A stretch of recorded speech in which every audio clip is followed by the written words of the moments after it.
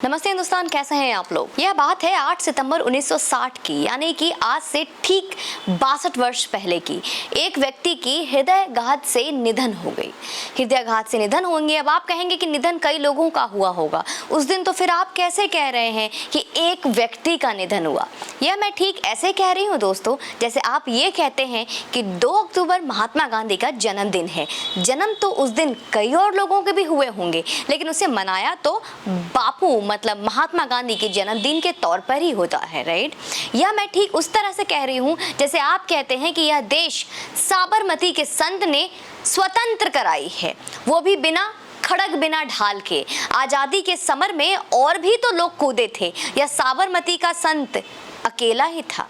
खैर, तो बात ये है कि 8 सितंबर मतलब ठीक 24 घंटे पहले 1960 को मरने वाले उस खास इंसान की आज कल पुण्यतिथि थी दोस्तों। उस इंसान की बदकिस्मती है कि उसके नाम पर आज देश में कुछ नहीं, लेकिन उनके बेटे ने, अपने नाना और पत्नी ने अपने पिता के नाम पर ना सिर्फ सड़कें और स्कूल्स बनाए, बल्कि उस इंसान को आज वो कभी एक पल भी याद नहीं करते। वो शख्स इस दुनिया के उन बदकिस्मत लोगों में सबसे शिखर पर है जिसकी पत्नी इस देश की प्रधानमंत्री रही, जिसका बेटा इस देश का प्रधानमंत्री रहा, लेकिन उस शख्स को दुनिया तो छोड़िए उनकी पत्नी और उनके बेटे भी भुला बैठे हैं। कल उस शख्स का पोता अपनी राजनीतिक महत्वाकांक्षा को पूरा करने अपनी पूरी पलटन लेकर देश घूमने निकला है। उससे लोग यह वाजिब सवाल तो करेंगे कि वो आपके दादा और आपको कभी याद करते हैं या नहीं है। मैं बात कर रही हूँ फिरोज जहांगीर घंडी के बारे में। एक बात जो ध्यान देना है वो ये है कि फिरोज के नाम वाले घंडी की स्पेलिंग घैंडी है। फिरोज जहांगीर जो राहुल गांधी के दादाजी थे, जो राजीव गांधी के पिता थे और जो इंदिरा गांधी के पति थे दोस्तों।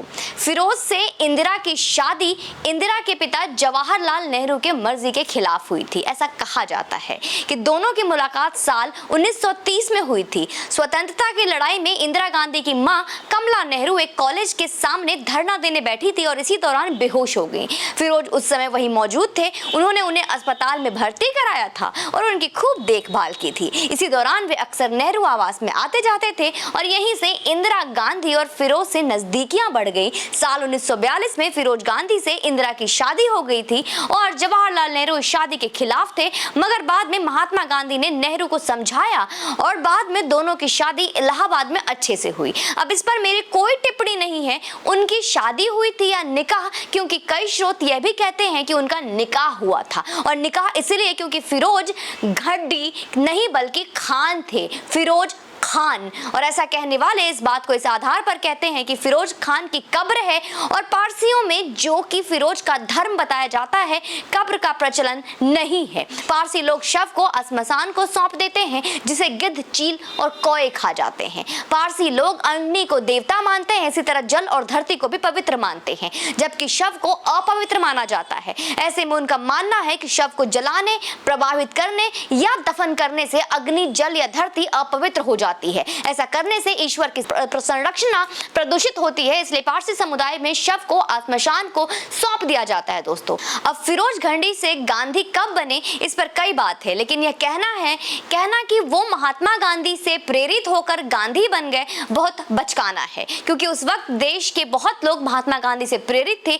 तो क्या अकेले फिरोज ने ही अपना नाम उनके नाम पर रख लिया होगा, या इसका कोई और उदाहरण भी है? इस पर हमारा विश्लेषण यह है कि फिरोज का घंडी से गांधी बनना किसी और का नहीं बल्कि महात्मा गांधी और जवाहरलाल नेहरू की जोड़ी का एक षड्यंत्र था दोस्तों।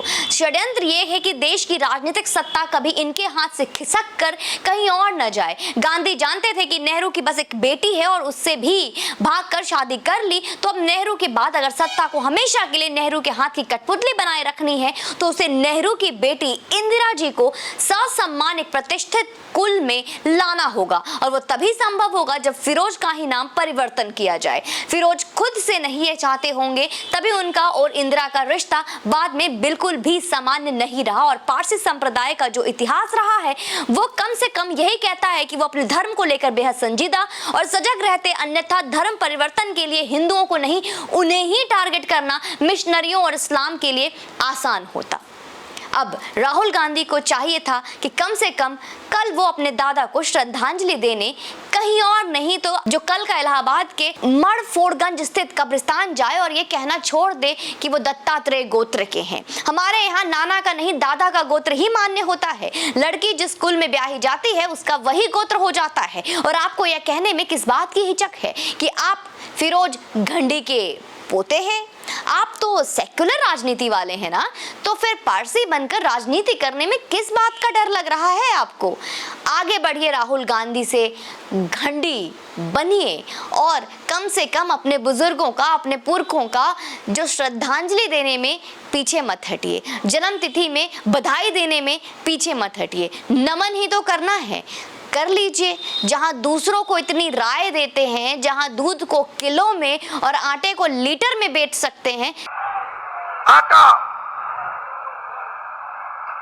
22 रुपए लीटर, आज 40 रुपए लीटर केजी। कम से कम आपसे इतनी उम्मीद तो जनता कर ही सकती है। बाकी आप अपना कमेंट सेक्शन में मुझे ओपिनियन जरूर दीजिएगा कि राहुल गांधी के इस बचकानी हरकत को अब आप कैसे माफ करेंगे या इस बार फिर से हंसी में टाल देंगे। बाकी यूं ही चैनल पे बने रहें, सनातन परिवार को बड़ा करते रहें। चैनल को लाइक करें, वीडियो को लाइक करें, शेयर और सब्सक्राइब करना आपका जन्मसिद्ध अधिकार है दोस्तों। जय हिंद, वंदे मातरम।